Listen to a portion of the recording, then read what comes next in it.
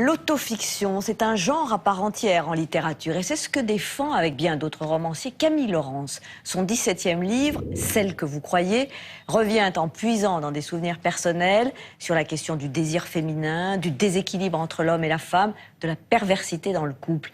L'écrivain est hanté par son vécu, disait Marguerite Duras, et Camille Laurens est l'une de ses brillantes héritières. Tao Fabre.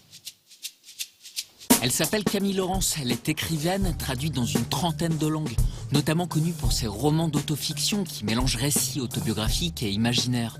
Celle que vous croyez est son 17e livre, l'histoire d'une femme de 48 ans qui utilise un faux profil Facebook pour continuer à séduire. Moi, je construis mon travail littéraire en fonction de ma propre vie. Ça n'est pas forcément complètement autobiographique, mais c'est toujours à partir d'une expérience personnelle. Par rapport à un roman que j'ai écrit il y a 15 ans, qui est Dans ces bras-là, où j'évoquais le désir féminin, eh bien, 15 ans plus tard, c'est toujours la même question, du désir féminin, mais avec 15 ans de plus. Et qu'est-ce que ça devient, et comment c'est reçu, comment c'est perçu, à la fois évidemment par l'homme qu'on veut conquérir, mais aussi par la société environnante. Puisqu'il y a un très grand déséquilibre, ça on ne peut pas le nier, entre les hommes et les femmes sur ce terrain-là. Agrégée de lettres modernes et ancienne prof de lettres, Camille Laurens mélange les genres littéraires tout en développant une réflexion sur le texte et l'écriture, l'occasion d'un hommage dans son dernier roman à l'écrivaine Marguerite Duras. Elle s'est engagée comme femme et puis dans la langue de manière vitale.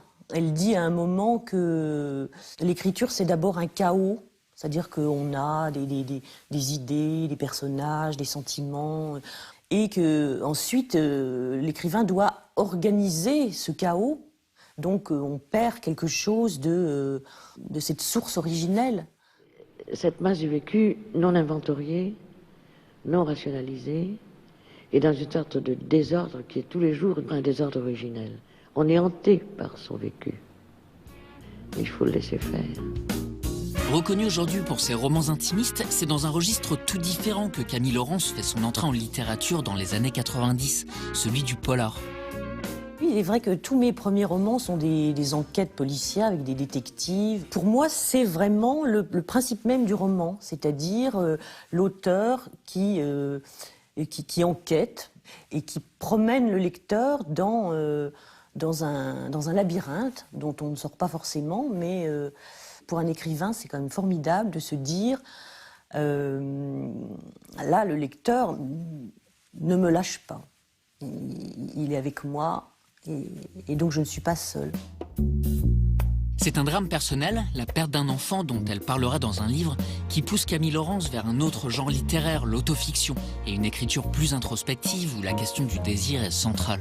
De toute façon, pour moi, l'autofiction, c'est un roman, puisque c'est une façon d'écrire un roman en utilisant des éléments de sa propre vie, mais ça reste un roman avec une construction très, très serrée. En ce qui me concerne, je suis très, très sensible à l'architecture d'un livre. Pour moi, ce qui est intéressant dans l'autofiction, c'est que ça permet de réfléchir à ce que c'est qu'écrire. Il y a toujours, plus ou moins, dans mes livres, une romancière ou un personnage d'écrivain qui montre un peu les échafaudages, qui montre comment se construit le roman, comment on écrit, pourquoi, qui révèle l'envers du décor.